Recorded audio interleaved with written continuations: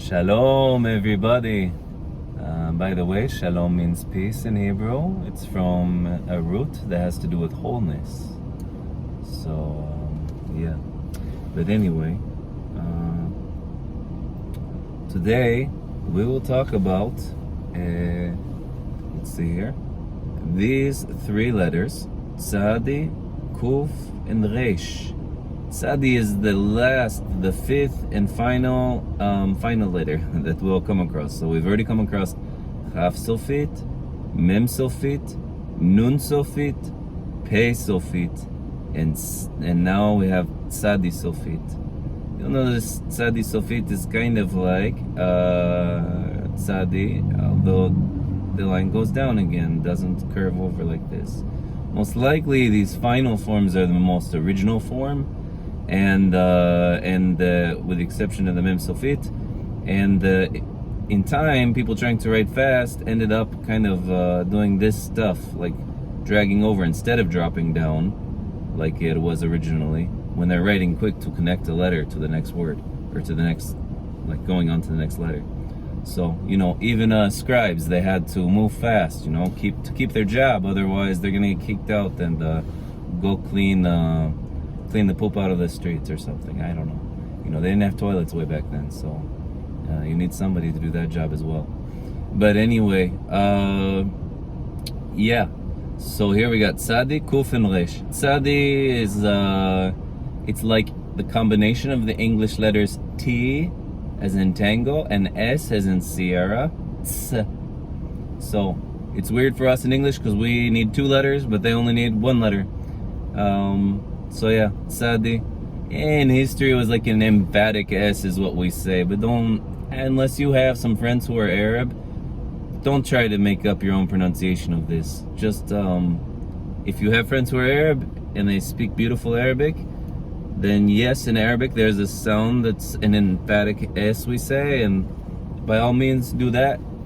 That one is thaw in Arabic, and also Hebrew was probably similar to that, but otherwise just do TS. That's what modern Israelis do. It's what most people do.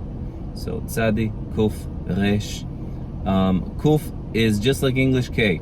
Remember, kaf can sound like k as in K, kilo, like K as in kilo, or cha. So kaf has two pronunciations. Kuf only ever sounds like K as in kilo. And reysh is, we call it a uvular fricative or a uvular trill. So that's that little dangly thing in the back of your throat, right there. It drags across the tongue. Reysh. I don't know if I can show you, but anyway, that's how that works. So yeah, so we have tsádi, kuf, and reysh. You've heard it. Many Americans just pronounce this reysh like our English R, so they'll say reysh. And although that's not recommended, hold on a sec. Although that's not recommended, and most Israelis kind of laugh at the American pronunciation, it is acceptable, what's going on here? There we go. Okay. So we have now all the letters together. We have only two letters left of the alphabet, but we're gonna wait until another video to talk about them. So, and by the way, there's a word that you can make out of these three letters. It's, if you put kuf, tsádi, reysh, I'll write that out for you in a bit here, but it spells the word katsar. Also there's katsir. Katsir is the harvest. When we're in Israel, that was a popular youth conference to go to for the kids. Katsir so means harvest, so harvest, whatever, anyway, doesn't matter. And it's in the book of Ruth for sure, because they talk about the katsir there, and also in some of the laws they talk about the harvest. But otherwise, katsar, God says, lo tiktsar yad Adonai. I can't remember how it's worded, but basically, is the arm of the Lord too short? No. Basically, he has big arms, long arms. He can reach a long ways. Anyway, So it's the word katsar. But yeah, so here we have Aleph, Bet, Gimel, Dalet, Hey, Vav, Zain, Chet, Tet, Yud, Kaf, Lamed, Mem, Nun, Samech, Ayin, Pei, Tzadi, Kuf, Resh. And then this is Kaf Sofit, so that letter at the end of a word. This is Mem Sofit, so that letter at the end of a word. Here's Nun Sofit, that's that letter at the end of a word. Pei Sofit is that letter at the end of a word, Pei. And Tzadi Sofit, that's Tzadi at the end of a word. So, and in English we call it final, so final Kaf, final Mem, final Nun, final Pei, final Tzadi. Let's see.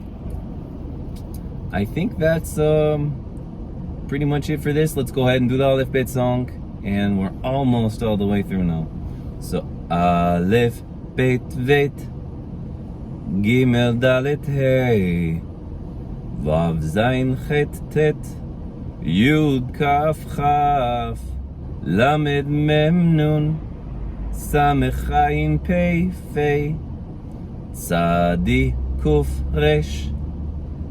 And we're almost to the end. So congratulations to anybody who's actually watching these videos. Hopefully I'll eventually turn this into something nicer, but for now, this is what we have. Oh yeah, the word katsar, I will write it for you quick. So katsar is this way, there. Okay. So this is the word katsar. Let's do this. There we go. Okay, katsar. So kuf, tzadi, resh. Yeah. So and katsir can be spelled the same way, actually. And I'm trying to think in my brain. It probably has a yud in between the tzadi and the resh, if I'm thinking. But anyway, to emphasize the e sound, that's just something that they do in Hebrew.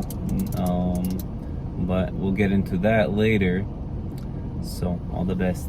Shalom. Shabbat shalom, because where I am, or today actually when I'm making this video, is Shabbat. So or beginning this evening. So anyway, all the best.